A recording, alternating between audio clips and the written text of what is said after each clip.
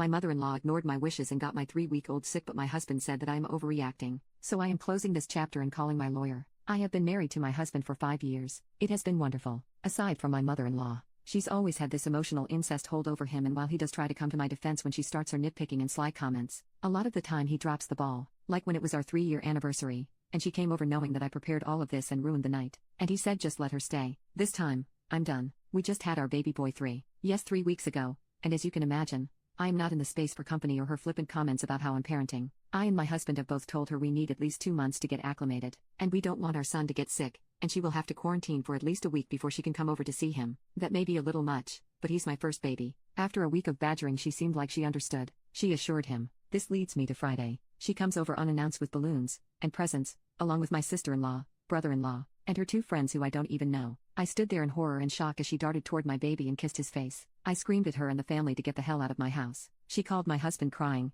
and he got back yesterday and told me that I needed to apologize and she's just happy for the first boy grandchild. I'm actually crying while writing this because now he has a fever, and my husband just doesn't get it. This is the last straw. I told him he needed to tell her to back off or I was done. He said I was overreacting, and she was just excited. His siblings did not know I didn't give her permission and they called and apologized profusely. His mother feels like she's being ganged up on. Yesterday I talked to him and I realized that I care so much about my baby getting sick, but he doesn't. I'm closing this chapter. I met with a good friend who is a lawyer and I'm getting all my ducks in order. My husband is calling and blowing up my phone. I blocked his mother because she was 2. I can't block him because he is the father of our child and he does have right to see his son, but I am done. He no longer has access to me. He'll have to go through a mediator, and only communication will be about our child. I'm heartbroken that 5 years are gone, but the fire inside of me from this situation is making it better. I would never be that evil to keep him away from our son unless he was physically abusive to him. Also, he couldn't have gotten sick from me because I've been holed up in a house for 3 weeks pretty much. I never said she could never see him, but 2 to 3 months before introducing your baby to people is recommended. It was barely a month.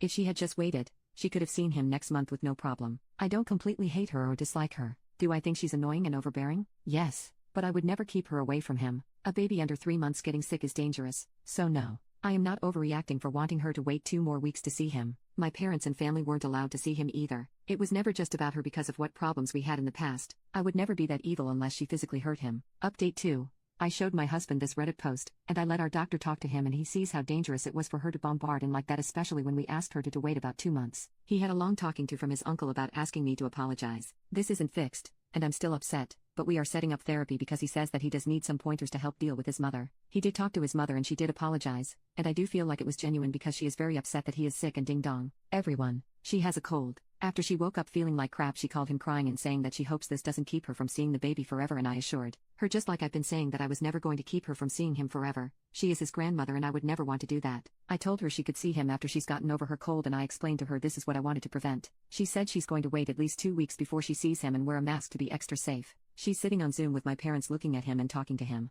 I don't know what is going to happen with my relationship with my mother-in-law, but I hope we can be civil for the sake of our baby boy, who is doing okay if anyone was wondering. He asked me to come home and I told him I would.